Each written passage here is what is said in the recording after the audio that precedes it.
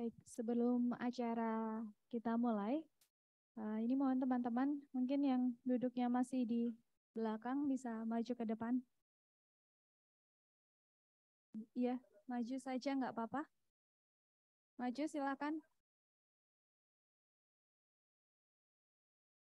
Biar kelihatan penuh di depan ya.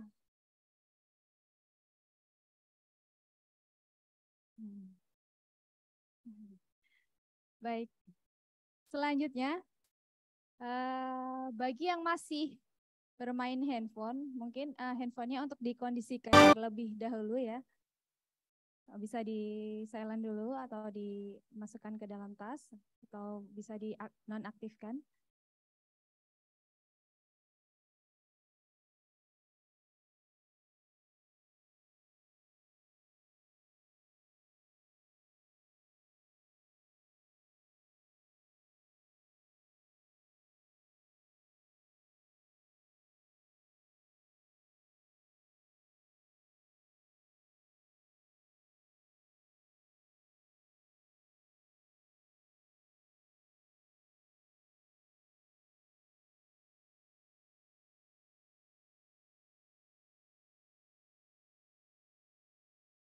Ya, baik.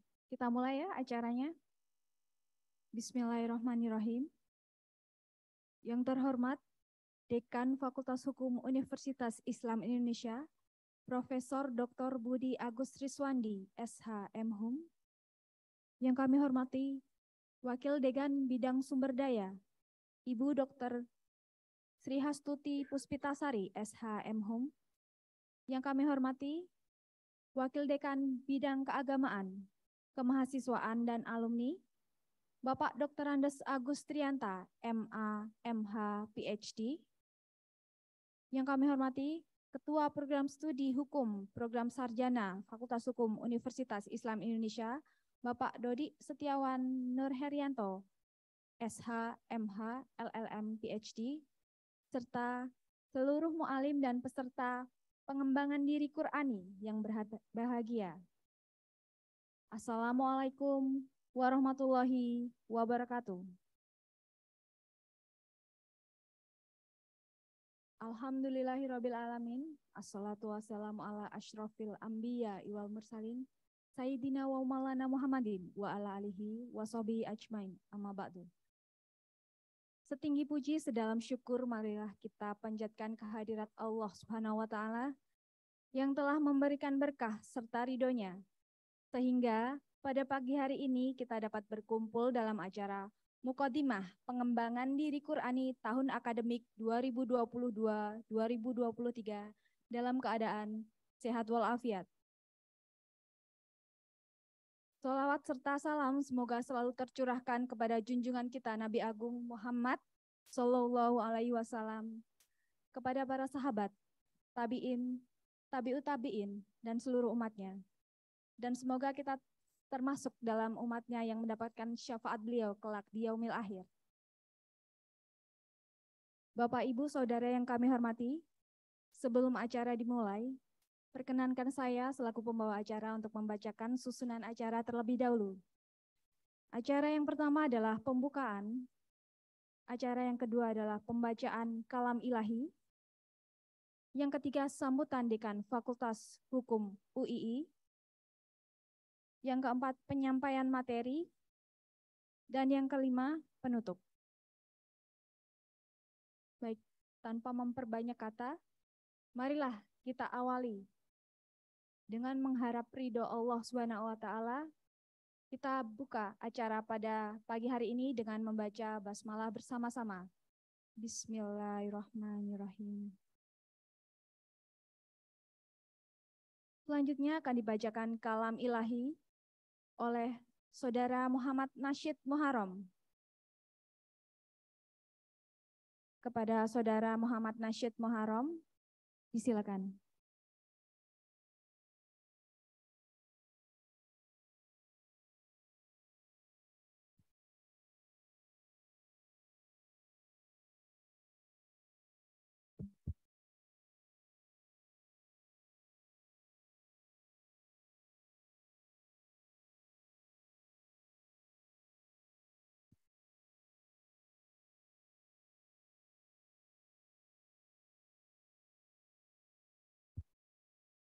Assalamualaikum warahmatullahi wabarakatuh.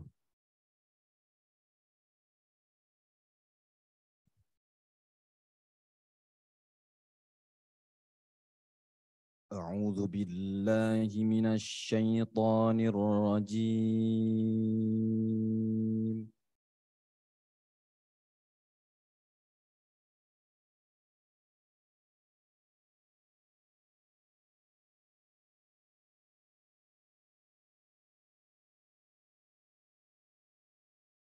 بسم الله الرحمن الرحيم.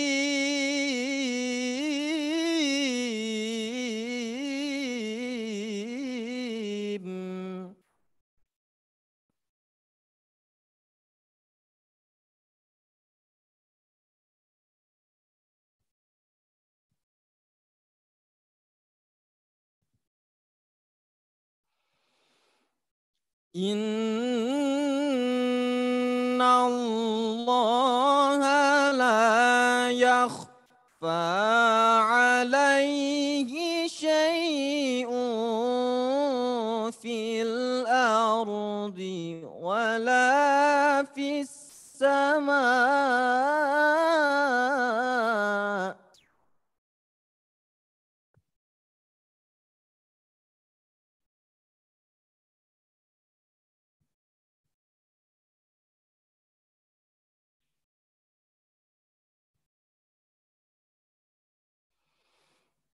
هو الذي يصوركم في الأرحام كيف يشاء.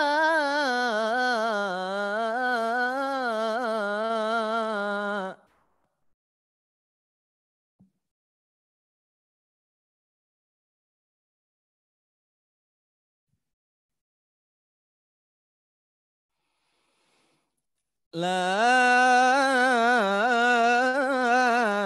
إله إلا هو العزيز الحكيم.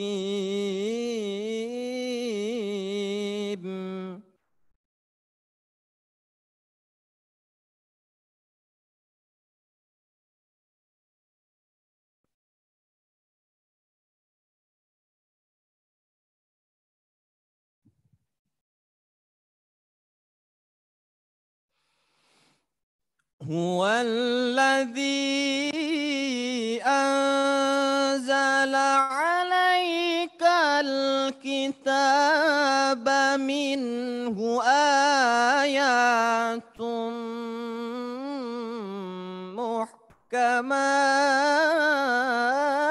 محكمات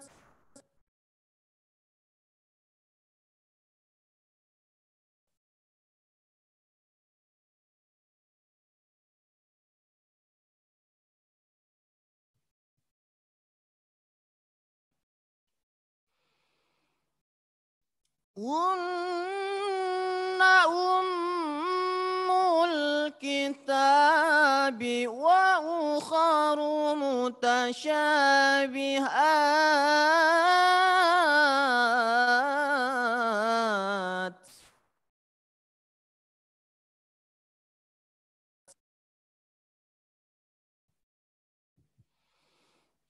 فأما الذين في قلوبهم زيغ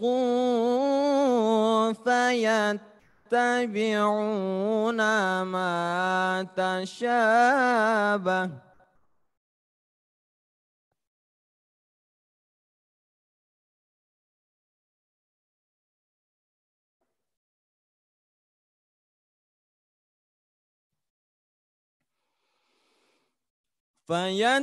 فيتبعون ما تشابه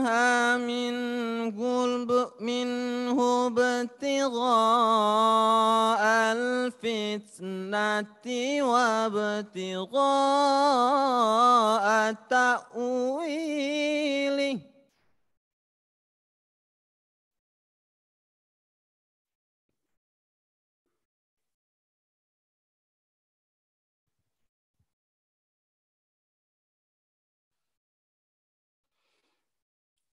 والراسخون في العلم يقولون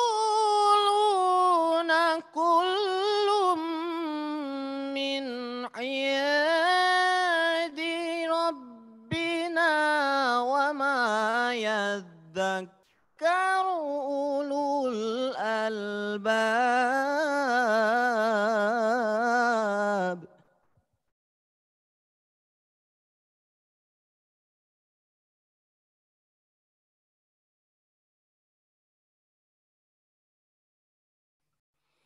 ربنا لا تزغ قلوبنا بعد إذ هديتنا وهب لنا من لدنك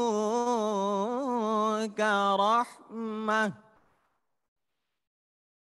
إنك أنت الوهاب.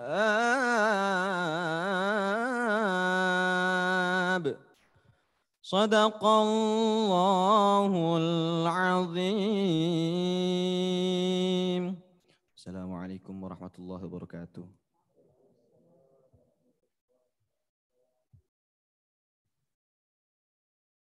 Terima kasih kepada Saudara Muhammad Nasyid Muharram. Selanjutnya akan disampaikan sambutan dari Dekan Fakultas Hukum Universitas Islam Indonesia. Kepada beliau Bapak Profesor Dr. Budi Agus Riswandi, SHM Hum, disilakan.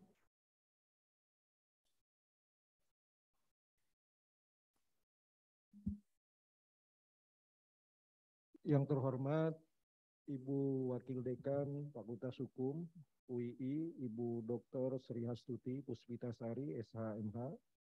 Yang terhormat Bapak Wakil Dekan Kemahasiswaan, Keagamaan, dan Alumni, Bapak Dr. Andes Agus Trianta, MHMA PhD, Bapak Ibu Mu'alim pendamping acara PDQ yang saya hormati, adik-adik mahasiswa Fakultas Hukum UII, peserta program PDQ baik yang ada di ruangan ini maupun yang ada di Zoom meeting yang saya banggakan.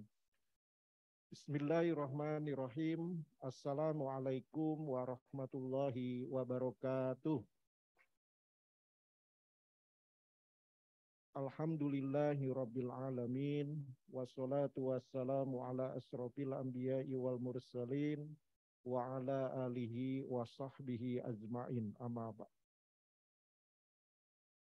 Puji syukur, mari kita panjatkan kehadirat Allah Subhanahu wa Ta'ala yang telah melimpahkan nikmat kepada kita berupa iman, sehat, dan sekaligus kemampuan kepada kita untuk kita bisa berkumpul di ruangan yang sangat baik pada hari ini.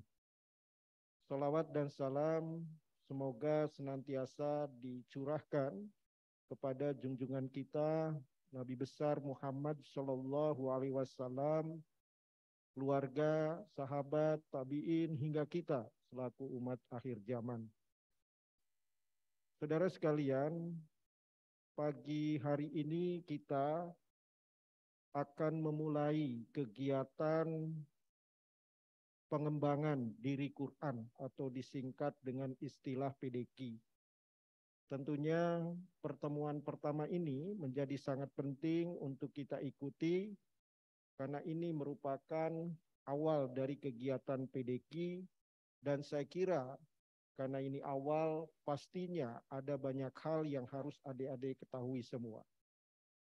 Adik-adik sekalian, sebagaimana diketahui, Fakultas Hukum Universitas Islam Indonesia, khususnya program studi hukum, program sarjana, memiliki cita-cita terkait dengan pendidikan yang diberikan kepada adik-adik sekalian.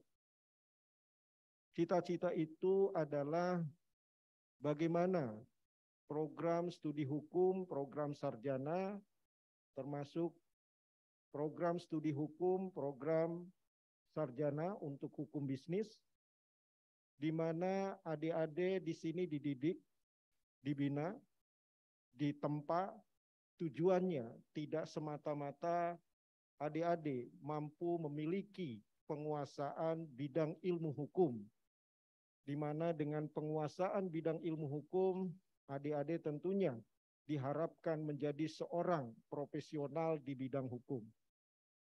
Namun demikian, sebagaimana diketahui, di Fakultas Hukum UII, cita-cita tidak hanya menghendaki adik-adik menjadi seorang profesional hukum saja, tetapi Fakultas Hukum UII memiliki keinginan adik-adik selain menjadi seorang profesional di bidang hukum, adik-adik juga menjadi seorang yang berintegritas, seorang yang memiliki moral, seorang yang memiliki komitmen terhadap nilai-nilai kebenaran dan keadilan. Untuk bisa mewujudkan hal itu, tentu perlu cara bagaimana kita bisa mewujudkan keinginan itu. Salah satunya adalah melalui program PDQ yang hari ini akan kita mulai. Oleh karena itu, adik-adik, semoga dengan adik-adik mengikuti program PDQ ini, ada peningkatan kemampuan, ada peningkatan kapasitas terkait dengan pengetahuan dan penguasaan terhadap ilmu-ilmu yang berkaitan dengan Al-Quran. Dengan bermodalkan kepada pengetahuan dan ilmu-ilmu yang berkaitan dengan Al-Quran, saya sangat yakin adik-adik suatu saat nanti apabila selesai ditempa dan dibina di Fakultas Hukum UII, adik-adik akan menjadi seorang sumber daya manusia yang berkualitas. Tentunya kualitas sekali lagi tidak hanya dititik beratkan kepada kemampuan dalam menguasai ilmu hukum, tetapi kualitas itu juga bisa ditunjukkan dengan sikap, perilaku adik-adik yang mencerminkan seorang yang berintegritas dan bermoral. Itu barangkali yang perlu saya tekankan di acara pembukaan ini. Selamat mengikuti kegiatan PDQ. Ikuti apa yang menjadi arahan dari para panitia, terutama dari para mu'alim, pendamping. Insya Allah kalau adik-adik mengikuti itu dengan baik, adik-adik akan mendapatkan manfaatnya yang sangat besar. Demikian, dan dengan secara resmi, acara program PDQ ini untuk tahun 2022 saya nyatakan dibuka. Terima kasih. Assalamualaikum warahmatullahi wabarakatuh.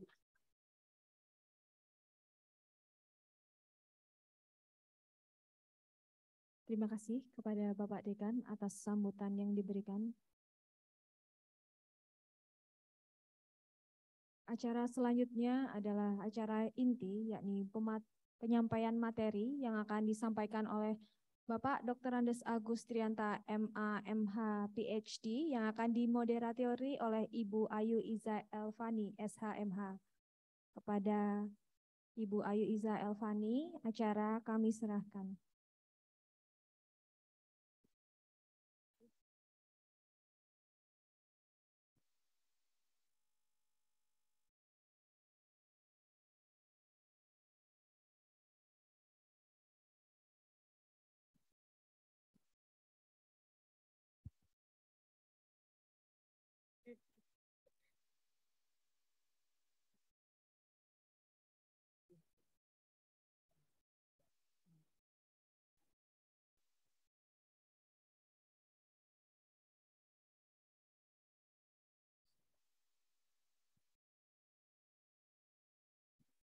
Assalamualaikum warahmatullahi wabarakatuh.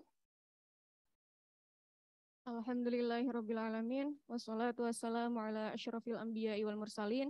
Sayyidina wa maulana Muhammadin wa ala alihi wa sahbihi ajma'in, amma ba'd. Yang kami hormati Bapak Profesor Dr. Budi Agus Riswandi, SH, MHum, selaku Dekan Fakultas Hukum Universitas Islam Indonesia. Yang kami hormati Ibu Dr. Sri Hastuti Puspitasari, SH, MH, selaku Wakil Dekan Bidang Sumber Daya Fakultas Hukum Universitas Islam Indonesia. Dan yang kami hormati juga Bapak Dr. Andes Agus Trianta, MA, MH, PhD, selaku Wakil Dekan Bidang Kemahasiswaan, Keagamaan, dan Alumni dan juga selaku pemateri kita pada pagi hari ini. Dan juga yang kami hormati juga adik-adik semua peserta acara pembukaan PDQ pada pagi hari ini.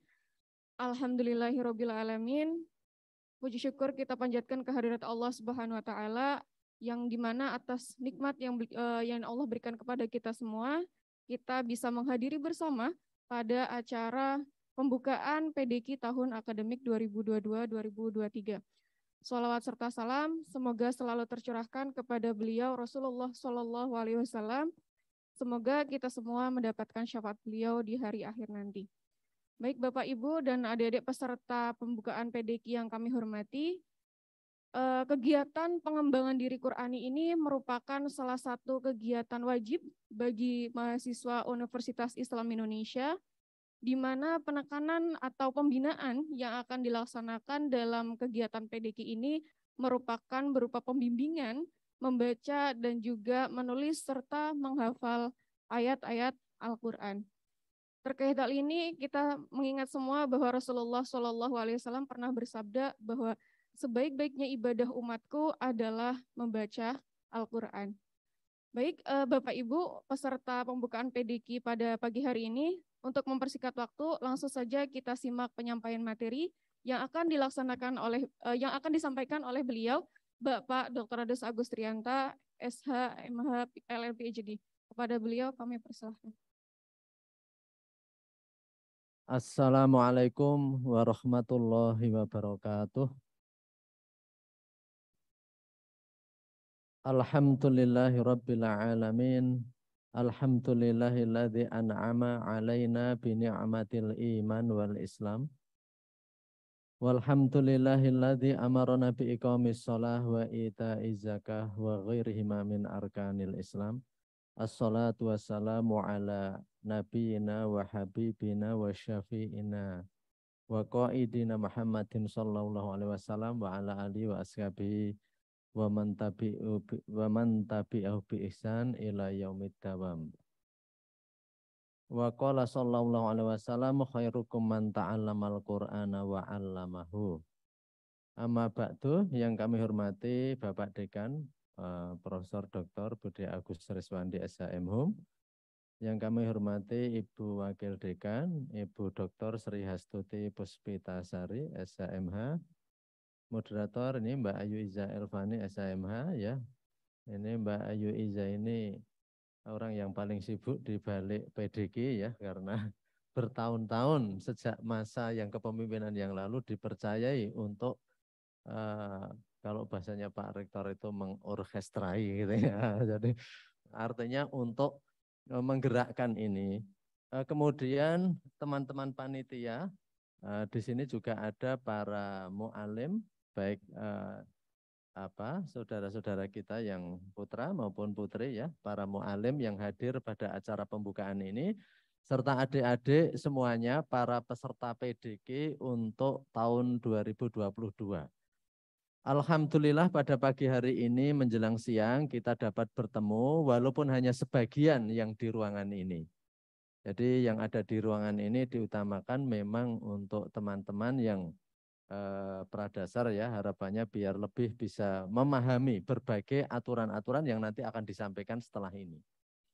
Jadi Bapak Ibu dan adik-adik semuanya, mungkin adik-adik ini merasa ini apalagi kok ada PDQ seperti ini yang setiap seminggu sekali akan berjalan. Ini beban apa lagi gitu ya, kerjaan apa lagi. Dan mungkin sekitar 3 minggu lagi adik-adik akan terkena pesantrenisasi juga ini. Tapi cuman seminggu ya pesantrenisasi, nanti akan diumumkan. Seluruh mahasiswa UI akan terkena itu. Sebenarnya berbagai kepayahan, berbagai pekerjaan, berbagai kegiatan yang kayaknya itu membebani teman-teman semuanya ini, sebenarnya itulah yang menjadi kunci kenapa Bapak, Ibu, dan famili serta rekan Anda mendorong-dorong Anda untuk masuk ke UII. Seandainya UI enggak melakukan itu, mahasiswa masuk itu sudah, biar kuliah terserah tidak terserah, enggak usah ada ekstra-ekstra, UII juga irit, enggak perlu mengeluarkan biaya, enggak perlu mengadakan berbagai kegiatan, yakin orang tua Anda malah enggak akan memasukkan ke sini. Betul itu. Loh ini dikira kita itu seperti cari kerjaan gitu, ngadang-ngadangan. Enggak, ini memang UII itu melahirkan alumni ya, melahirkan alumni yang seperti itu karena memang harus ditempa melalui, kalau orang Jawa dulu mengatakan kawah Candra di muka, jadi di kawah menempanya itu. Di tempat yang api itu berkobar-kobar, walaupun mungkin kepanasan, tapi nantinya adik-adik itu memang akan keluar itu akan menjadi orang-orang yang tahan banting. Ini selamat datang Pak Kaprodi S1 Bapak Dodi Setiawan Herianto SHLLM MH PhD ya. Nah, ini monggo di depan saja nggak apa-apa. Ini yang rumahnya paling jauh ini. Oke. Iya. Ini saya lanjutkan Mas Dodi ya. Jadi saya lanjutkan ya. Jadi tadi saya sampaikan, saya perlu membuat apologi ini ya Mas Dodi. Jadi mestinya yang mengisi ini Bapak Dr. Ustadz Dr. Agus Taufikur Rahman MKes. Baru tadi malam beliau itu membatalkan ya, sehingga di waktu yang singkat itu ya akhirnya dari panitia sendiri yang harus mencukupkan gitu. Jadi tak ada rotan akar pun jadi ya. Kebetulan Pak Ustadz Agus Taufikur Rahman itu mertuanya barusan wafat sehingga beliau masih sibuk. Saya lanjutkan. Jadi tadi saya sampaikan, mungkin adik-adik ini dalam pikirannya, ini ada apa lagi? Kok berbagai hal yang tadi saya katakan sebentar lagi akan dimulai pesantrenisasi. Dan tadi saya sampaikan bahwa UII melakukan ini bukan hanya sekarang. Tadi Pak Dekan tuh nanya, ini PDG itu apa lagi Pak ini? Ini ya yang lalu beliau nyatakan apa BTAQ? Iya, zamannya Pak Dekan dulu namanya BTAQ. Baca tulis Al-Quran. Jadi zamannya Pak Dekan dulu mahasiswa baru, Pak Dodi ini mahasiswa baru, itu juga terkena ini juga. Semua. Maka dari itu tadi saya sampaikan, barangkali karena berbagai kegiatan itulah maka orang tua Anda, rekan Anda, guru BK Anda malah menyuruh Anda mendaftar ke UII karena memang bukan semata-mata kita memberikan perkuliahan-perkuliahan tentang hukum saja. Jadi kalau Anda baca ya, kalau adik-adik ini baca perguruan tinggi hebat di berbagai dunia, itu memang mahasiswanya itu sangat sibuk. Ini Mas Dodi ini karena lama di Hungaria saya kira tahu ya. Jadi bikin papernya, macam-macamnya itu seperti itu. Justru perguruan tinggi yang nggak jelas itulah yang kuliahnya itu terlalu santai. Dan malah Anda nggak ingin masuk di situ. Toh. Nah ini, saya tadi menyampaikan ya, bahwa ini nampaknya susah payah. Tapi mungkin ini adik-adik ini, kalau mungkin yang senior-senior ini, ya bapak-bapak, ibu-ibu atau para mu'alim mungkin sudah. Tapi adik-adik ini tentu tahu cerita perbandingan antara anak penyu dan kucing ya. Jadi itu sebenarnya ada peristiwa dramatis dalam perbandingan dua binatang ini. Ya. Jadi kucing itu hari ini memang banyak mengalami pemuliaan ya. Kucing itu dimuliakan.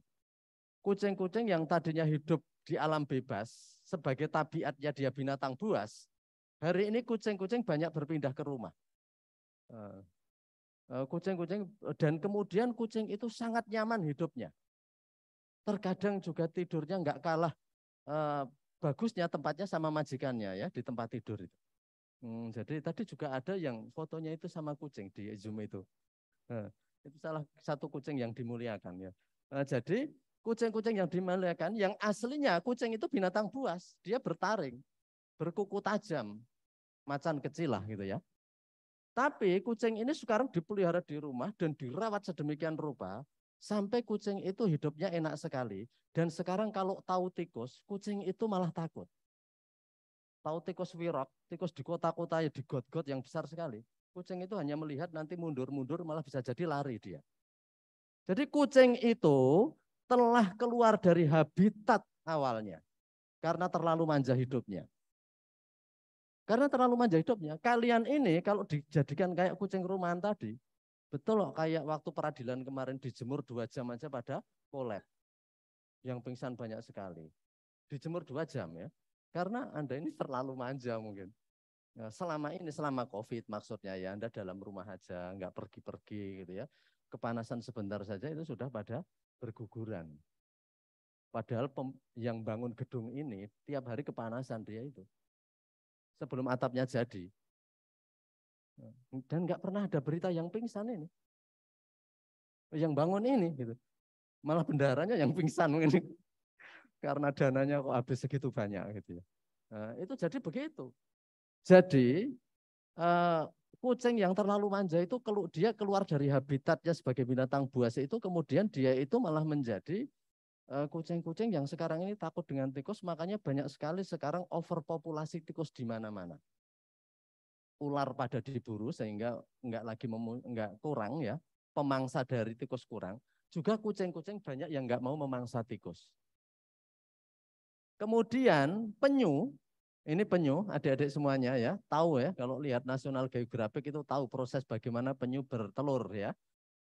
Jadi penyu itu kalau bertelur, dia di daratan, di pinggir kali atau di pinggir laut. Dia menggali pasir dan telur itu ditinggal. Telur itu ditinggal oleh penyu itu dan telur itu nanti akan menetas sendiri. Ini dahsyatnya apa? Telur penyu yang netas sendiri tadi, dia akan merambat masuk laut. Dengan pelan-pelan itu. Dan di dalam lautan, entah gimana caranya, kekuasaan Allah ya. Kalau ini agama ya ini sebuah kekuasaan takdir yang luar biasa. Kalau ini sebuah perjalanan cerita ya ini peristiwa yang sangat dramatis. Penyu itu setelah masuk ke laut, dia akan ketemu dengan ibunya. Padahal baru lahir. Dia nyari ibunya sendiri. Loh, kalau Anda diibaratkan kayak penyu gimana? Baru lahir ditinggal orang tuanya suruh nyari nggak bisa. Tapi penyu itu bisa. Maka di dunia ini anak-anak yang bermental penyu itu menjadi tokoh-tokoh besar. Di Eropa itu ada Erasmus, itu perguruan tingginya Pak Hanafi, kalau ada yang sudah diajar Pak Hanafi ya. Erasmus, untuk nama perguruan tinggi, Erasmus itu pujangga besar di Eropa. Dia juga anak yatim. Kemudian banyak sekali ya orang-orang di dunia, Imam Syafi'i juga hanya hidup dengan ibunya. Dan banyak lagi ini tokoh-tokoh besar itu semuanya begitu, anak-anak penyu mereka itu. Kalian itu di Fakultas Hukum itu biar jadi anak penyu, punya ketegaran. Jangan dikit-dikit mengeluh gitu ya. Dengan berbagai beban kegiatan itu Anda harus tegar. Anda harus ambil keuntungan dari ini semuanya. Karena itulah maka karena ini kampus Islam, untuk memperkaya kepribadian Anda ya, bukan ilmu Anda, kepribadian Anda ya pendekatannya dengan Quran ini. Kenapa kok mesti Quran ya? Mesti Quran.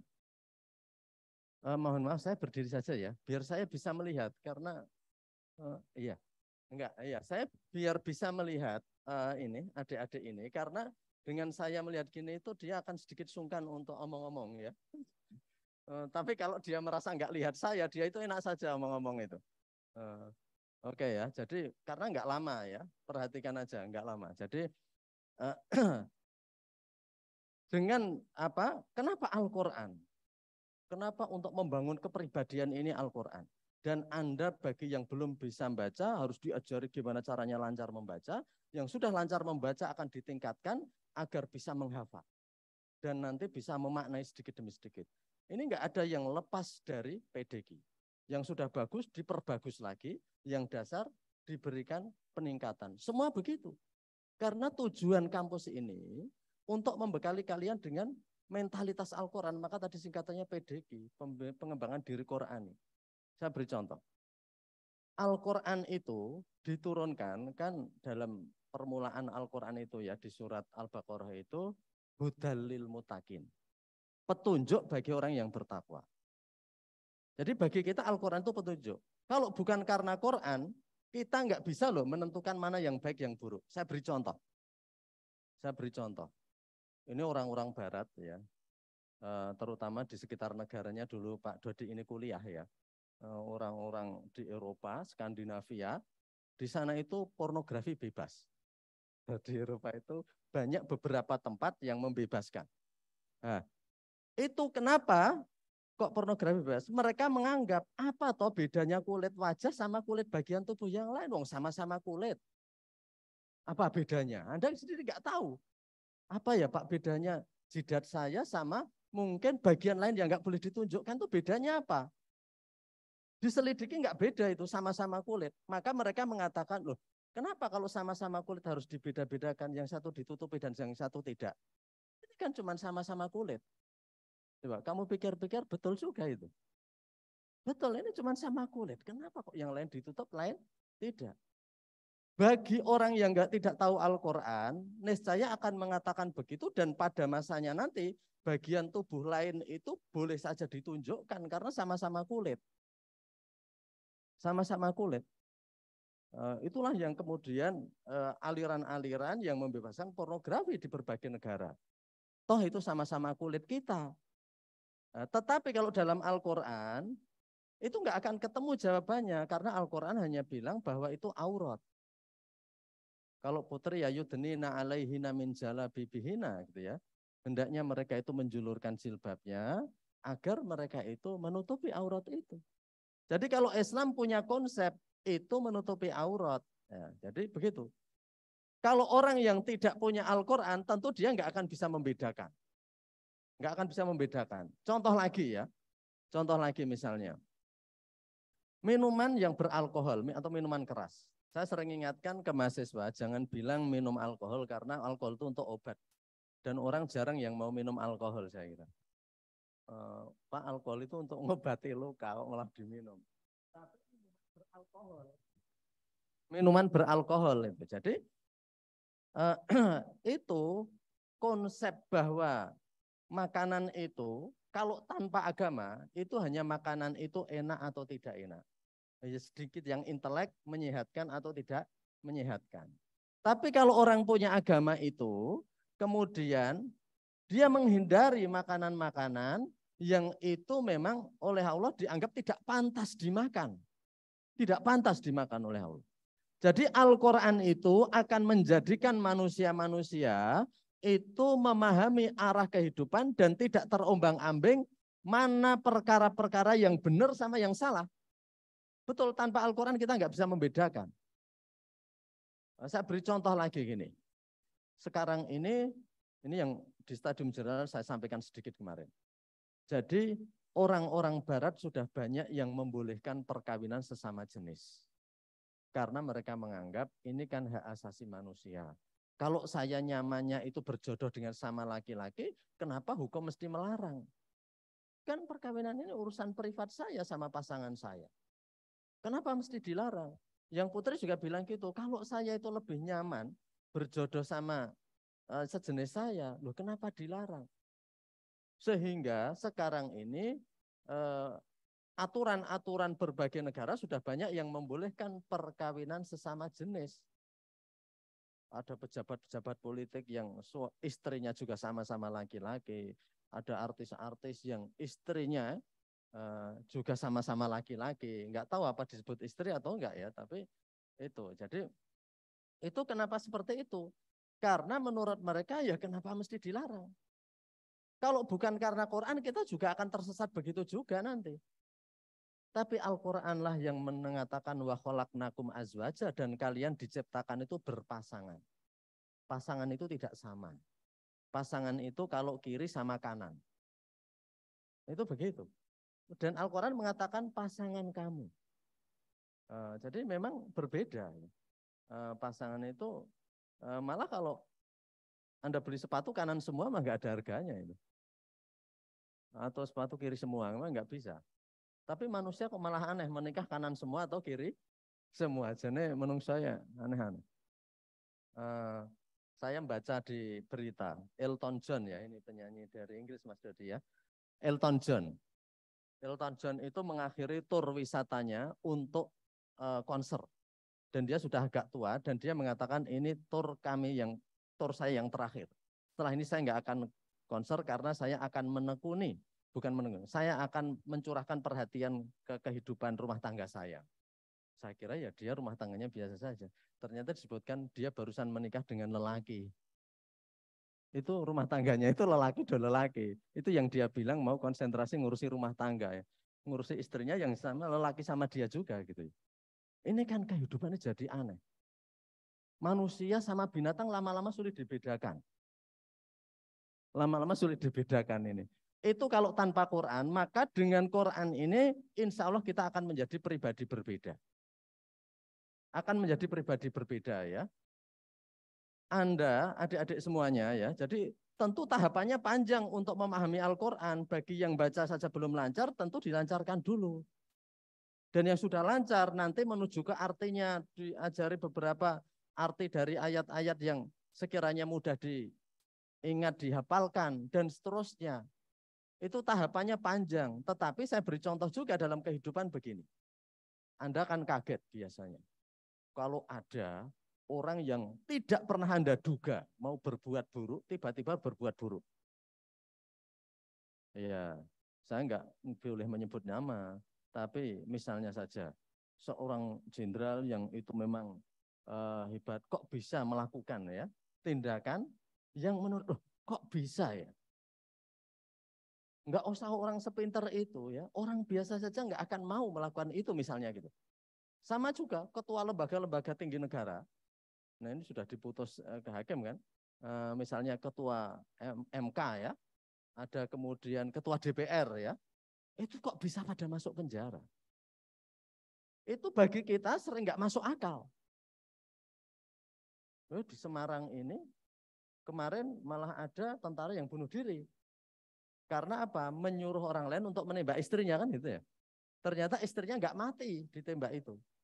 Dia kalau sendiri ketahuan kalau penembaknya ngaku saya hanya disuruh akan diberi ratusan juta oleh suaminya itu tentara juga gitu ya.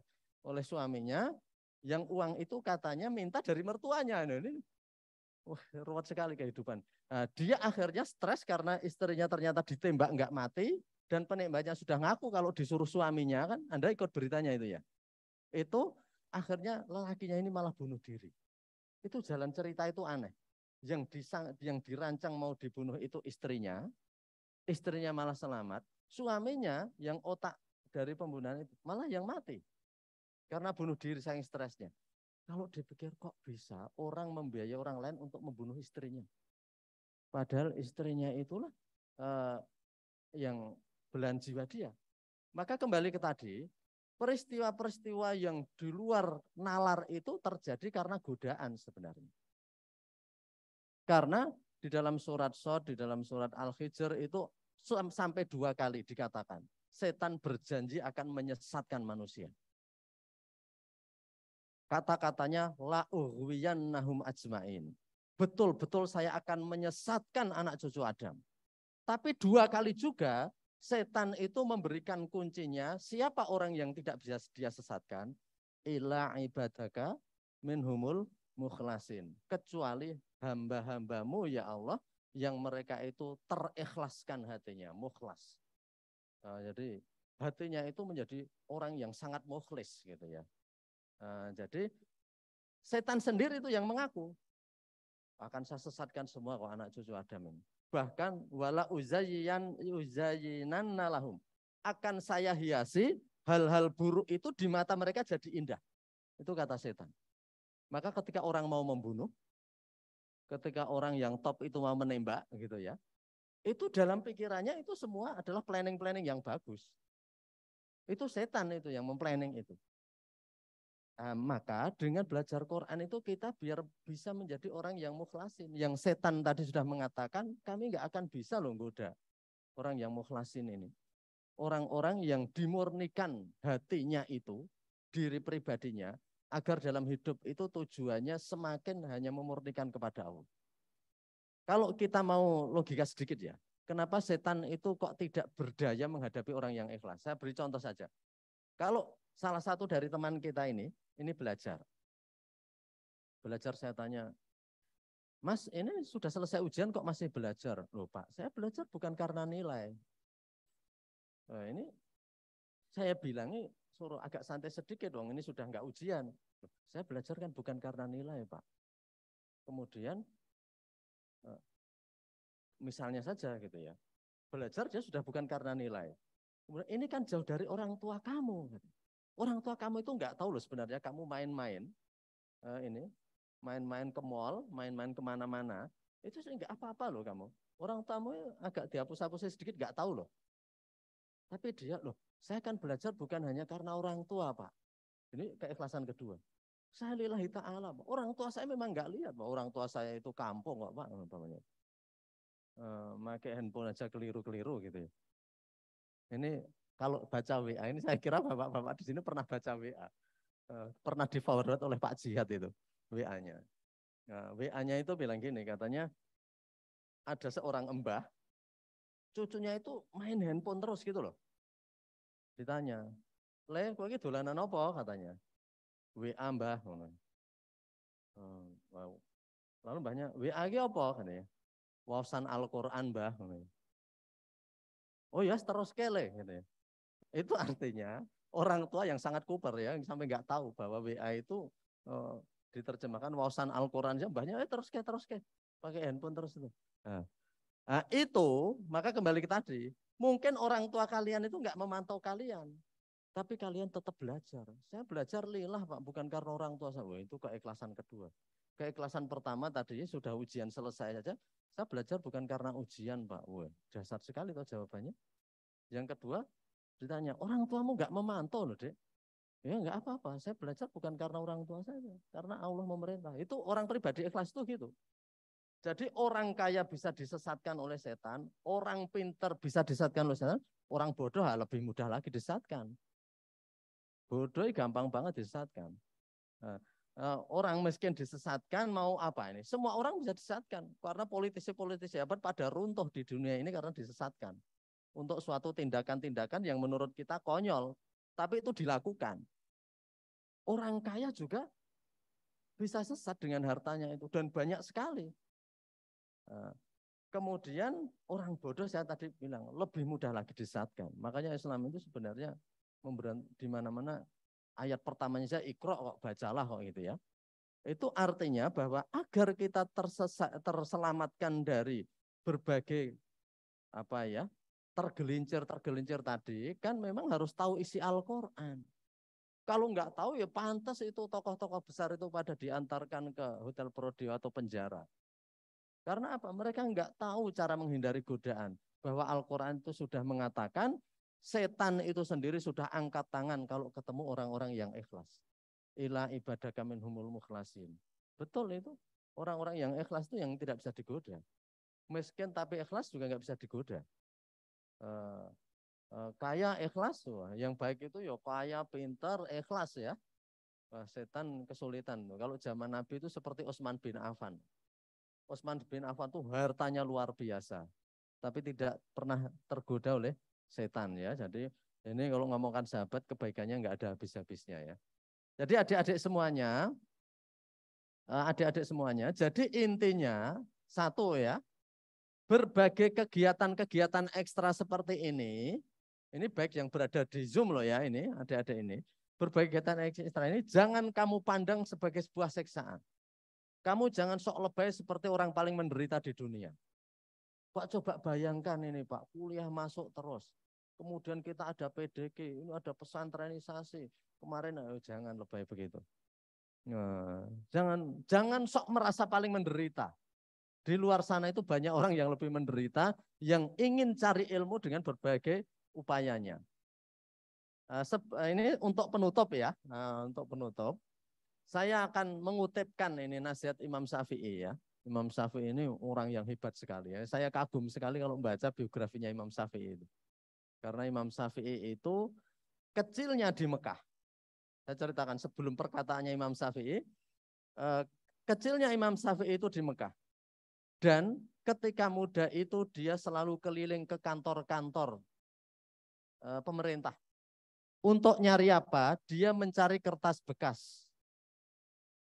Ketika ditanya untuk apa kamu nyari kertas bekas? Untuk menulis. Karena dia anak miskin hanya hidup sama ibunya. Kertas saja nggak punya sehingga nyari kertas-kertas bekas di kantor. Kamu kan nggak akan menderita seperti itu di sini. Sehingga dia tiap hari nyari kertas bekas untuk belajar. Setelah itu dia menemukan sebuah kitab yang namanya Mbak Yuza tahu ya, Al-Muwatta. Kitab Al-Muwatta itu karangan Imam Malik. Imam Syafi'i di usia 16 tahun terpesona sama karya Imam Malik itu Al-Muwatta dan dia menghafal bukunya itu dan berjanji bermimpi suatu saat saya akan berguru kepada penulisnya. Oh, dia anak yatim, dia miskin. Tapi cita-citanya itu saya harus bisa berguru sama penulis ini karena hafal bukunya itu. Yaitu orang-orang yang kagum ada sesuatu itu sampai bukunya aja dihafalkan.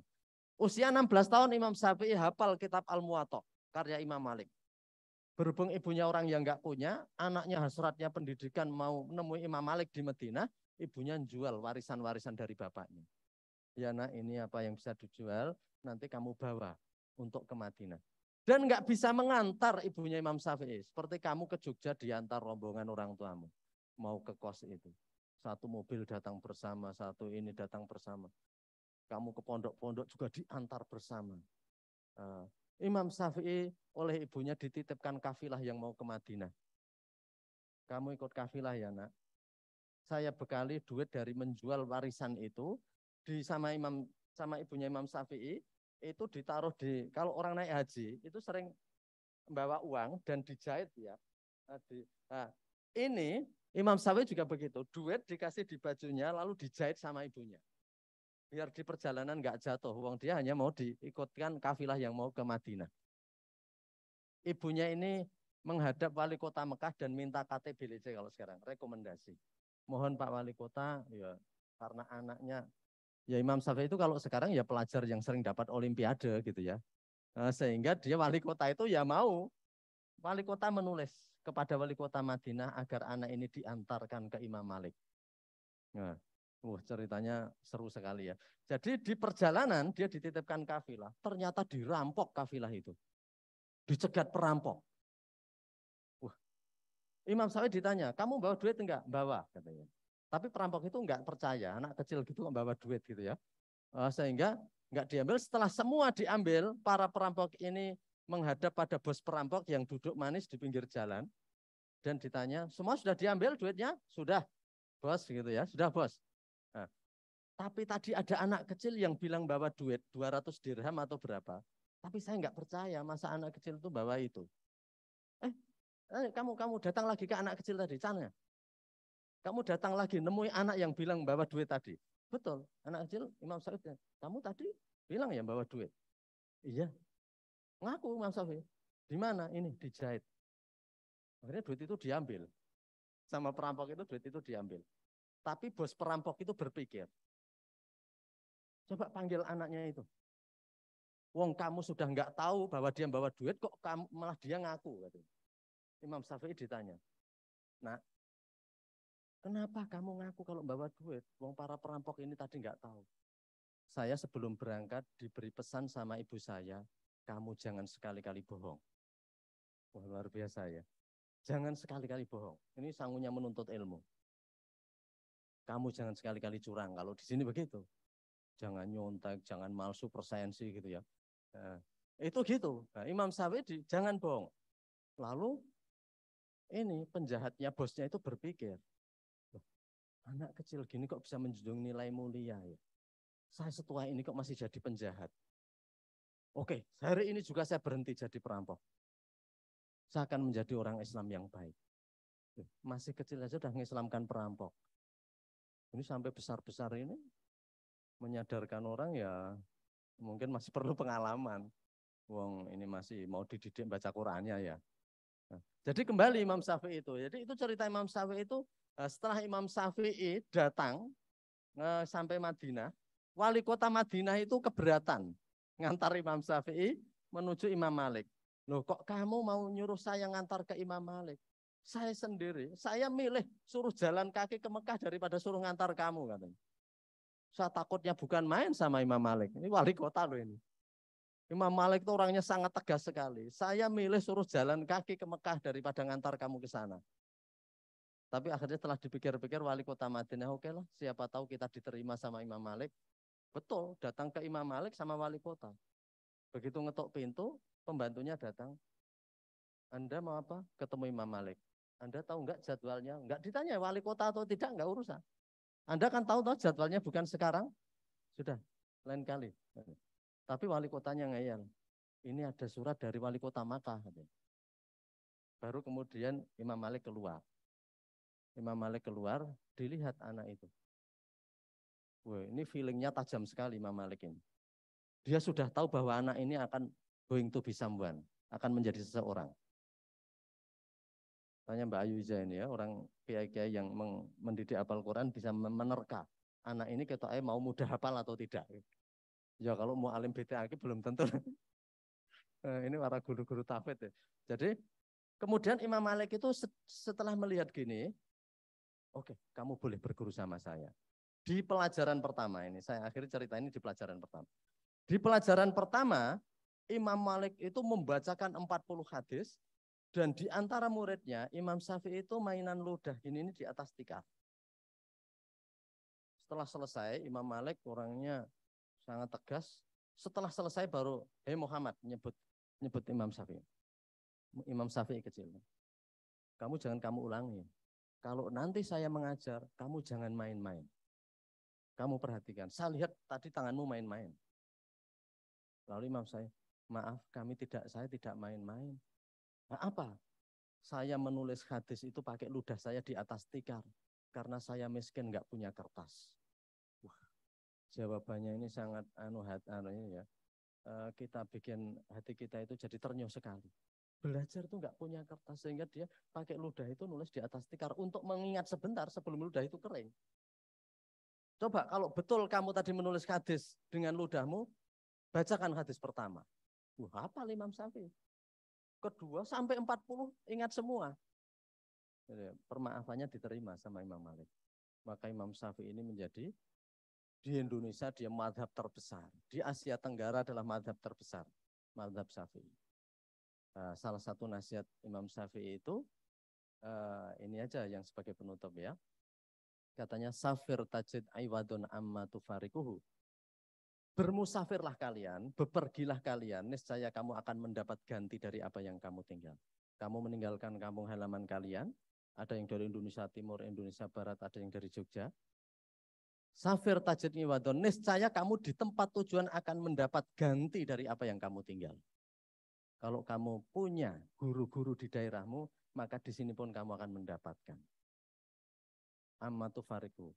Teman-teman akrab yang bisa membantu kamu, yakin kalau kamu itu punya di sana dan kamu tinggal di sini, kelak kamu akan mendapatkan. Maaf, bagi yang di sana bertemannya dengan anak-anak yang enggak karuan, yakin juga di Jogja akan dapat anak-anak yang enggak karuan sebagai temanmu. Itu. Jadi orang itu sebenarnya tinggal inginnya apa? Maka dari itu yang terakhir naudzubillah ya, jangan ya Anda kalau punya teman-teman enggak karuan di daerah Anda, semoga berhenti dan di sini punya teman-teman yang baik. Tajid iwadan amatu farikuhum. Wansop fa innaladzal aisi fin nasabi, dan bersusah payahlah kalian karena kenikmatan hidup ada dalam susah payah. Wah, ini dasar sekali ya. Jadi ini kesenangan di dalam kepayahan. Seperti kalau kalian itu jadi panitia, nanti susah payah mengadakan event, setelah event selesai Anda capek tapi itu sukses. Itu Anda akan senang melebihi dari orang yang duduk-duduk sejak awal. Ya begitu. Ini semua kita mengalami. Semua kita mengalami. Kita babak belur ujian dan ujian itu sukses. Kita susah payah, mungkin 2 hari enggak tidur. Tapi kita mendapatkan kesenangan lebih dari orang-orang yang cuma 2 hari tidur-tiduran itu. Itu kata Imam Syafi'i. Wansop fa innaladzal aisi fin nasab. Ada kata-kata bijak begini. Ar-rohatu fitabadulil a'mal. Anda jangan mengandai-andaikan istirahat. Karena hakikat istirahat itu sebenarnya ganti bekerja, ganti aktivitas itu istirahat. Teman-teman putri tadi dari nyapu, pindah ke nyetrika itu sudah istirahat kata pepatah itu. Yang putra dari misalnya saja nyuci motor kalau Prof. Nikmatul Huda itu ngajarkan motor jangan dicucikan terus, cuci sendiri katanya. Bersyukurlah dengan tangan kita katanya. Itu profesor, nasihatnya gitu. Jadi one stop, jadi Anda berpindah dari satu aktivitas ke aktivitas lain itu sebenarnya sudah rohah. Ar-rohah atau fitabadulil a'mal. Kata-kata ini luar biasa loh. Istirahat itu adalah perpindahan aktivitas. Jadi konsep lama mengatakan apa istirahat? Ya kita tidur seharian. Itu konsep kuno. Istirahat itu ganti aktivitas, kita sudah istirahat. Saya Bu Wadek ini di sini sampai sore. Nanti begitu pulang dia bikin lauk dan sayur. belum sampai pulang di jalan katanya sudah harus belanja lauk dan sayur. Itu sudah ganti aktivitas, ganti kegembiraan. Jadi Anda adik-adik ini jangan kira ya bapak-bapak, ibu-ibu yang jadi mu'alim yang sudah senior gitu. Ini Mas Rohati, ini senior kami juga. Itu dikira nggak ada kerjaan, ada. Tetapi satu pekerjaan ke pekerjaan lain itu sudah seperti hiburan. Jadi itu ya. Jadi one shop fa'ina ladidala isifina shop ya. Jadi kemudian yang terakhir dia mengatakan untuk agar kita bisa mendapat ilmu, maka Imam Syafi'i pernah dinasihati oleh gurunya Imam Waqi biantar kilmaasi. Kurang jauhi maksiatnya. Kalau Anda itu masih muda, godaannya masih banyak lah. Ya paling enggak kurangi ya. Kurangi. Perbuatan-perbuatan diperbanyak baiknya biar belajar itu bisa konsentrasi. Saya kira demikian saja ini sebagai motivasi awal untuk teman-teman. Syukurilah berbagai kegiatan ini, jangan sekali-kali Anda merasa jadi mahasiswa yang paling menderita karena berbagai kegiatan ini sebenarnya untuk kebaikan Anda. Kalau bukan untuk kebaikan Anda, niscaya kita nggak akan susah payah ngadakan seperti ini, cukup kita itu libur ya libur. Tapi karena kita ingin kebaikan untuk para mahasiswa dan itu amanah dari orang tua kalian yang menitipkan kepada Pak Dekan dan seluruh jajarannya, maka kita pun harus bersusah payah untuk memberikan yang terbaik bagi adik-adik. Jadi demikian, nanti bersikap baiklah pada para mu'alim. Jangan meremehkan guru, karena menghormati guru salah satu kunci ilmu itu akan masuk. Kesombongan itu adalah penolakan terhadap ilmu. Maka bertawaduklah kepada guru kita, seperti apapun juga dia. Jadi hormati walaupun mereka beliau-beliau ini enggak minta dihormati, tapi kita sebagai Anda, sebagai penuntut ilmu gitu ya, itu harus menghormati seperti itu. Jadi karena itulah tekuni semua ini, jalani, ini adalah proses. Kalau Anda ikut proses ini, maka pada saatnya nanti Anda juga akan ikut berproses dan setelah itu Anda akan menjadi. Anda akan menjadi pada akhirnya. Tapi kalau nggak ikut proses, maka nggak akan sampai pada tahapan menjadi. Jadi demikian yang bisa saya sampaikan. Semoga ini memberi manfaat bagi adik-adik khususnya. Dan mari kalau ada khilaf saya mohon maaf. Nastaghfirullah li wa lakum. Assalamualaikum warahmatullahi wabarakatuh.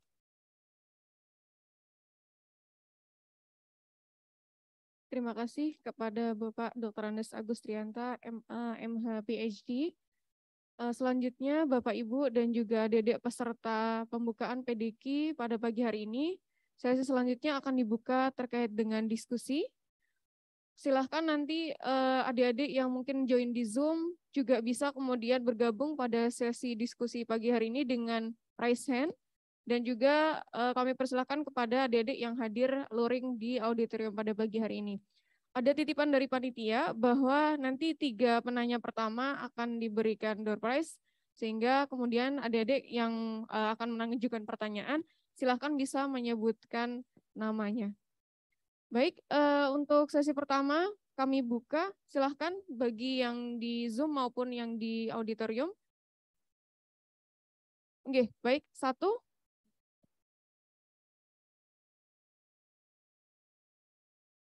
2.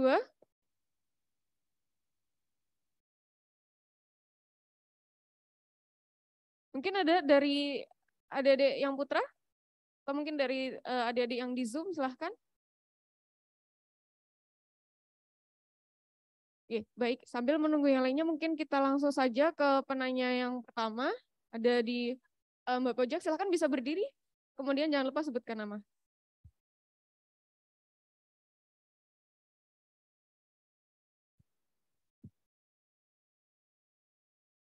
Assalamualaikum warahmatullahi wabarakatuh. Waalaikumsalam warahmatullahi wabarakatuh. Perkenalkan, nama saya Aulia Rajma. Saya mau izin bertanya kepada Bapak Agus. Tadi kita berdiskusi tentang LGBT.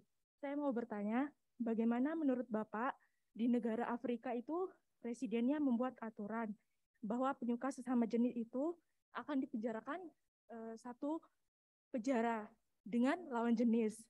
Dalam pandangan Islam itu bagaimana, Pak? Itu kan termasuk zina ya, karena tidak ada kaitan dalam pernikahan. Tapi sisi positifnya juga dia memberantas LGBT. Terima kasih. Mungkin Mbak boleh minta tolong yang pertama tadi, bagian yang pertama bisa diulangi, diperjelas terkait dengan peristiwa apa? Yang di Afrika tadi apa? Bagaimana menurut Bapak di negara Afrika presidennya membuat aturan bahwa penyuka sesama jenis akan dipenjarakan satu penjara dengan lawan jenis dalam waktu 1 tahun jika tidak ada yang hamil? Oh iya. Itu tidak akan dibebaskan. Itu menurut pandangan Islam bagaimana? Terima kasih. Baik, terima kasih kepada Mbak Aulia ya. Selanjutnya yang di tengah.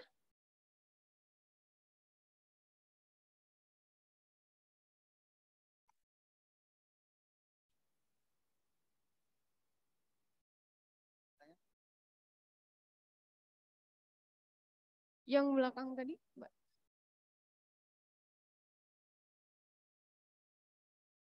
Oh ya.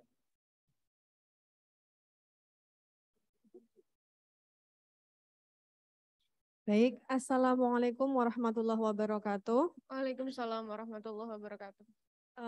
Tapi sebelumnya saya mohon maaf, ini mau bertanya. Jadi yang ditanyakan itu boleh bebas atau terkait yang tadi disampaikan oleh Bapaknya, Bu? Boleh, silahkan. Boleh bebas ya? Iya. Baik, terima kasih atas kesempatan yang sudah diberikan kepada saya.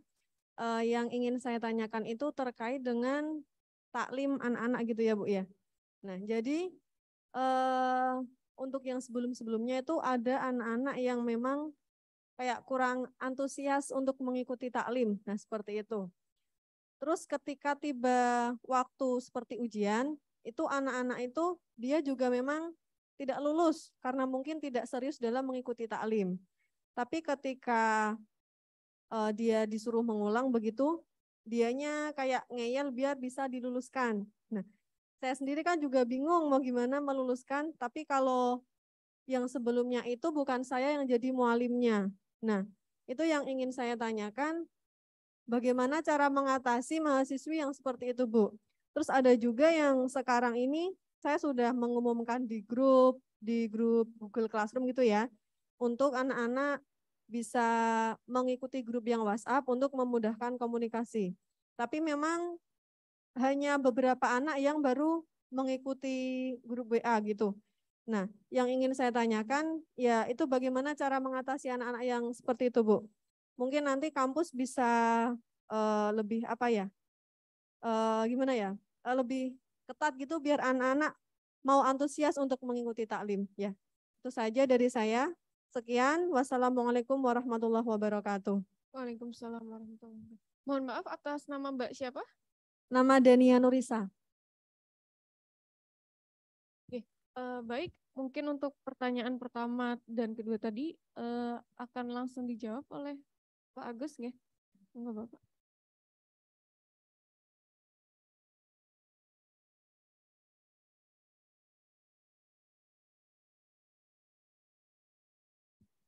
Oke.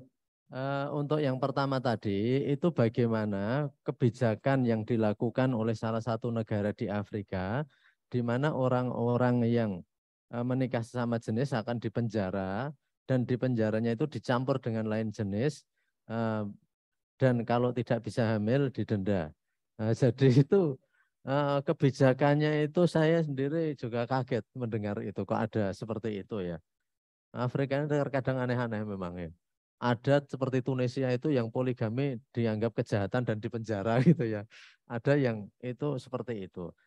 Kalau menurut Islam ya tentu satu, perzinaan nggak boleh ya. Jadi perkawinan sama jenis juga nggak boleh. Pergaulan sama jenis itu juga nggak boleh.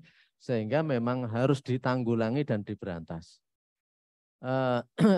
Mbak, kalau itu gejala-gejala kecintaan dan kesukaan sama jenis itu sebenarnya kalau menurut literatur ada sesuatu yang memang bawaan, ada sesuatu yang memang dibentuk oleh opini, dikonstruksi oleh masyarakat. Jadi mungkin ada orang yang kecewa terhadap lain jenis, kemudian dia bergaul dengan orang-orang Yang misalnya saja seorang wanita kemudian mengatakan semua lelaki itu sama. Jadi they are all enemies ya. Lelaki itu enggak ada bedanya. Sehingga akhirnya benci dengan lelaki dan akhirnya mencintai perempuan. Itu yang secara sosial dikonstruksi. Tapi Islam melarang baik dua-duanya itu karena dalam Islam itu ada naluri awal, naluri yang bersih itu bahwa manusia itu mesti akan mencintai sama jenis. Itu naluri yang ada. Dan ada juga di semua makhluk-makhluk hidup, binatang itu juga seperti itu. Karena manusia itu berkreasi, maka manusia itu kemudian membikin-bikin ya. Tapi kalau mau kita lihat jujur kecenderungan alam ya lihat binatang itu. Binatang kan enggak pernah ada pergaulan sama jenis. Itu untuk agar manusia berkaca. Manusia itu kemudian mengingkari, enggak, sifat alami saya memang suka sama jenis. Itu enggak benar kalau menurut Islam. Lihat saja pada dunia binatang yang mereka itu tidak berimprovisasi, maka kecenderungan alami itu ya seperti itu. Sehingga Islam melarang.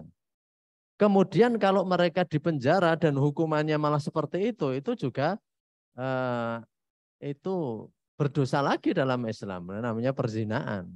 Kecuali kalau dinikahkan gitu ya. Kalau seperti itu dosa lagi. Jadi saya kira ini kesemrawutan dalam hidup ya. Jadi membersihkan sesuatu yang kotor dengan air kotor juga. Jadi nanti jadinya malah gimana kalau seperti itu ya. Jadi menurut Islam jelas nggak boleh dan saya kira itu bukan ide yang baik karena akan menambah kekacauan ya. Nanti hubungan nasabnya itu lalu gimana kalau setiap orang hukumannya begitu. Itu yang pertama ya Mbak. Jadi terima kasih atas pertanyaannya ini. Kemudian yang kedua saya kira Mbak Yuza yang kedua itu nanti dijawab. Pertanyaan ini Mbak, ini nanti akan dicatat dan nanti dijawab sekalian pada saat penjelasan atau refreshing nanti itu akan dijawab. Jadi pertanyaan jenengan sudah dicatat oleh Mbak Ayuiza. Jadi demikian Mbak. Ya, baik, terima kasih Pak Agus. Selanjutnya mungkin ada lagi dari adik-adik sekalian. Yang putra mungkin. Atau mungkin dari adik-adik yang berada di Zoom, kita masih ada waktu untuk kemudian melakukan diskusi. Ayo yang putra nanya lah.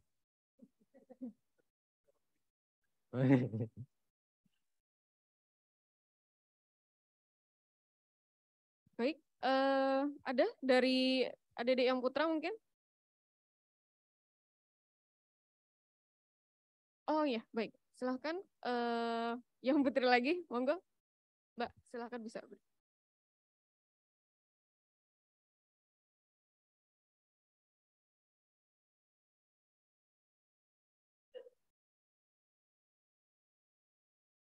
Bismillah, Assalamualaikum warahmatullahi wabarakatuh. Waalaikumsalam. Perkenalkan, nama saya Nurul Anida. Saya izin bertanya, Pak. Bagaimana cara mengatasi kejenuhan dalam mengajar dan juga belajar, Pak?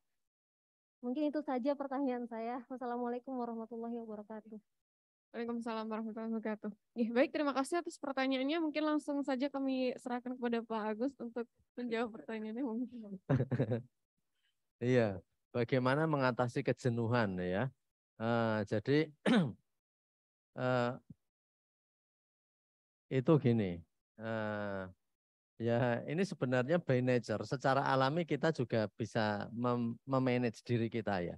Kalau kita bosan pada sesuatu itu lalu apa? Ada orang yang kalau bosan itu gitu ya, itu harus diselai gitu ya.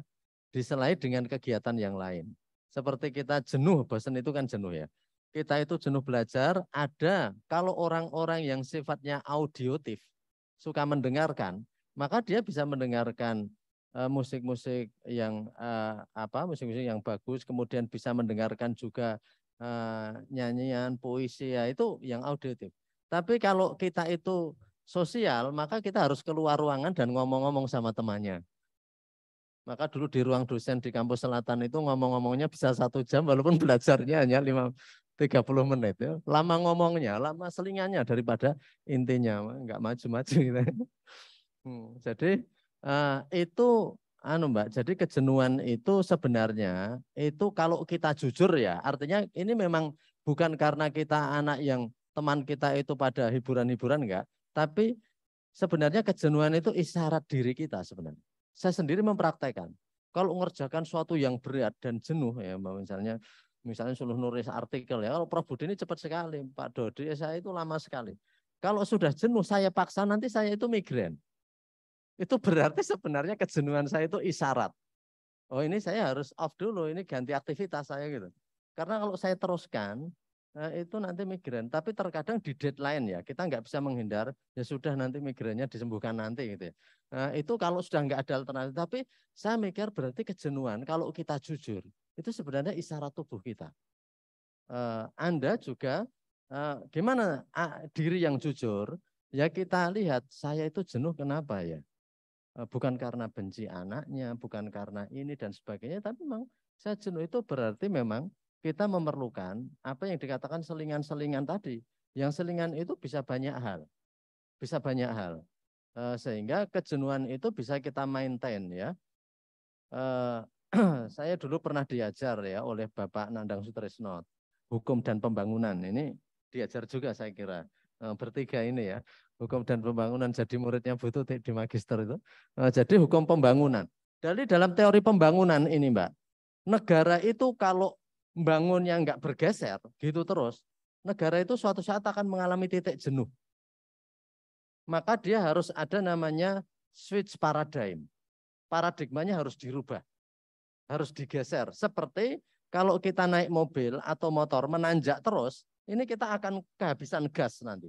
Dan ini akan mundur. Agar tidak, maka kita jalan miring dulu, baru kemudian digasi lagi ke atas. Maka kalau di jalan tanjakan, mungkin pernah lihat di jalan-jalan piknik itu ada mobil yang zigzag terus gini. Ini agar dia menanjak, karena kalau diluruskan terus, pol dia habis gas, nanti mundur. Nah, overhead, panas, macam-macam. Maka kita juga beraktivitas seperti itu. Jenengan bisa cari apa ya hal-hal yang bisa memberi selingan kepada saya. Itu bisa ya tadi bermacam-macam sifat orang itu ya. Ada yang perlu ketemu orang, ada yang perlu minum, ada yang perlu makan gitu ya. Dan ada yang healing, pokoknya healing ya healing. Nah, jadi sebagian kejenuhan Anda itu adalah kejujuran tubuh dan diri kita. Kecuali anak yang memang sukanya senang-senang ya, setiap saat dia adanya jenuh kalau suruh kerja. Itu bukan itu maksud saya. Artinya kejenuhan itu sebagian adalah sinyal tubuh kita. Sinyal tubuh kita. Kayak orang wanita yang hamil katanya ngidam. Kepengen sekali, itu sebenarnya sinyal tubuh. Karena katanya kekurangan zat tertentu dan harus menambah dari makanan itu. Maka sebenarnya tubuh kita itu jujur memberi warning. Nah, kemudian berbagai hiburan, berbagai selingan bisa kita lakukan dengan berbagai macam, yang itu kemudian akan merefresh kita lagi. Itu kalau memang perenungan kita nggak menyelesaikan masalah. Karena terkadang jenuh itu ada kemalasan. Ini teman-teman yang laki-laki ya, yang putra-putra. Jenuh itu ada juga unsur kemalasan. Unsur kemalasan itu karena misalnya gini, waduh saya kok ngajar gini terus gitu ya. Atau mungkin ya itu kita renungkan, saya sebenarnya gini untuk apa toh gitu ya. Kita bertanya pada diri sendiri. Para ahli tasawuf itu sering mengatakan untuk meningkatkan diri kita itu kita memaki-maki diri kita sendiri. Di depan kaca kita maki-maki karena orang lain belum tentu maki-maki kita. Dan kalaupun dimaki-maki kita nggak terima. Jadi maki-maki sendiri, kurang kita apa dan sebagainya. Jadi kita renungkan, saya tujuannya sebenarnya untuk apa, manfaatnya apa dan sebagainya. Saya kira itu Mbak. Jadi nggak bisa menjawab secara ini ya, cespleng ya, tapi cerita-cerita aja. Baik, terima kasih Bapak Agus Rianta. Apakah sudah cukup Mbak Liza tadinya? Oke, baik. Oke. Mungkin dari Mas Gangsar boleh dibantu, apakah ada pertanyaan di Zoom, di chat Zoom? Tidak. Baik, ya terima kasih Mas Gangsar. Mungkin untuk kesempatan terakhir, ada lagi yang mau disampaikan dari teman-teman peserta PDQ? Sudah cukup? Baik, mungkin sebagai closing statement kami mohon berkenan Bapak Agus Rianta untuk memberikan semacam penegasan kembali terkait dengan motivasi supaya adik-adik lebih semangat lagi begitu untuk mengikuti kegiatan PDQ ini. Monggo Bapak. Iya, Penegasannya ini karena tadi sudah saya tegaskan berkali-kali ya. Ini cerita singkat saja Ibnu Hajar Al-Asqalani. Ibnu Hajar Al-Asqalani itu pengarang sebuah kitab namanya Bulughul Maram. Ini kitab dasar juga. Dia nggak punya anak, bertahun-tahun begitu punya anak langsung dihadiahi nulis buku ini. Buku itu artinya Bulughul Maram, sampainya tujuan. Tercapainya tujuan. Ibnu Hajar Al-Asqalani itu ada anekdot tentang beliau. Saya nggak tahu kebenarannya, tapi anekdotnya begini.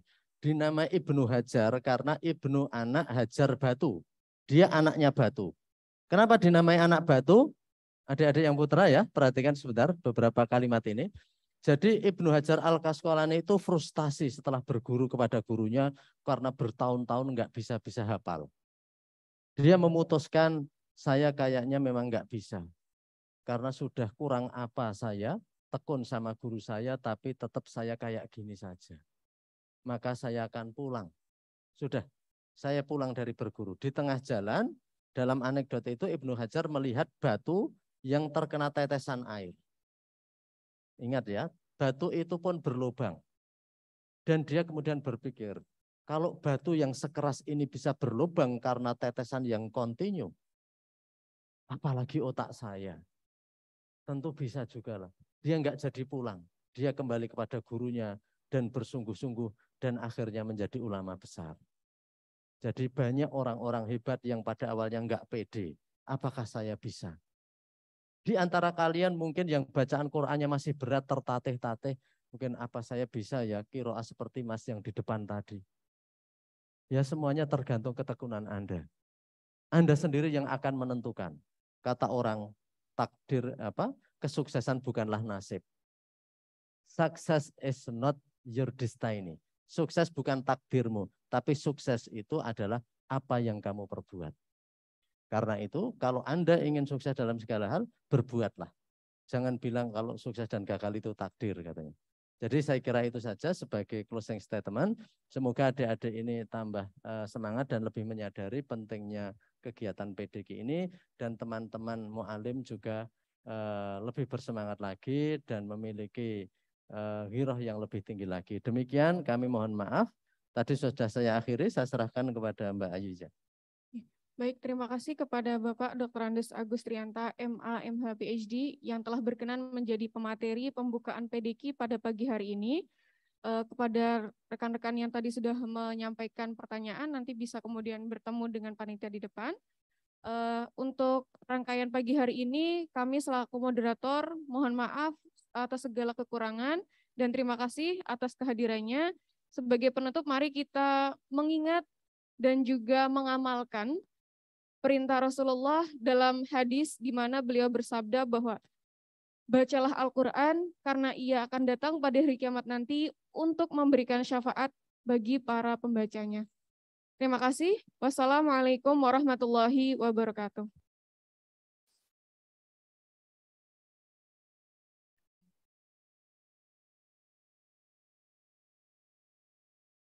Terima kasih kami ucapkan kepada Ibu Ayu Iza Elvani SHMH yang telah memandu acara penyampaian materi sekaligus diskusi sehingga dapat berjalan dengan lancar. Sebelum sampai di penghujung acara, kami akan menyampaikan beberapa pengumuman. Yang pertama, bagi peserta PDQ, mohon untuk tetap di tempat setelah acara ini ditutup, karena akan disampaikan penjelasan teknis PDQ oleh panitia.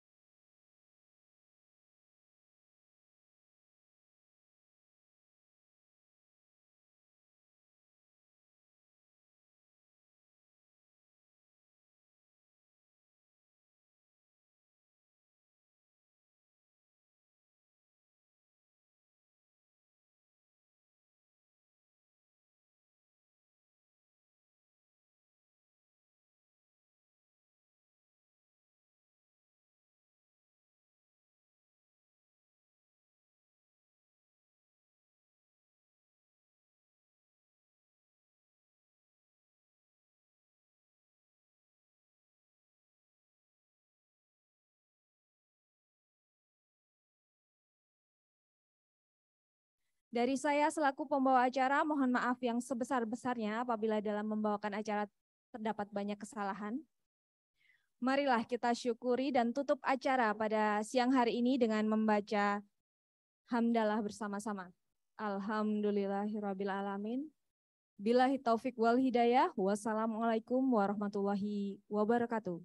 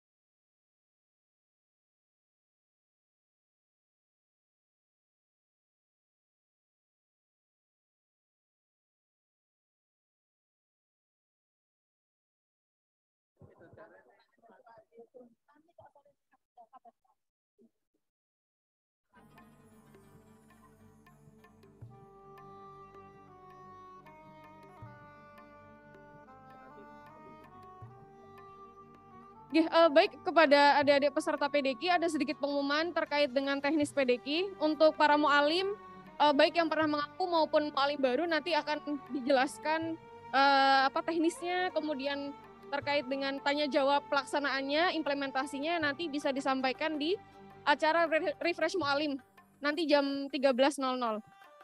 Nah, untuk bisa minta perhatiannya sebentar.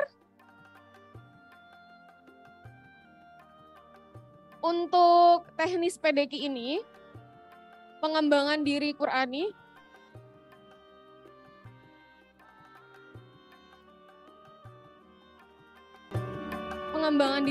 ini kegiatan wajib yang penempatannya atau levelingnya kemarin adik-adik sudah melalui proses PTA.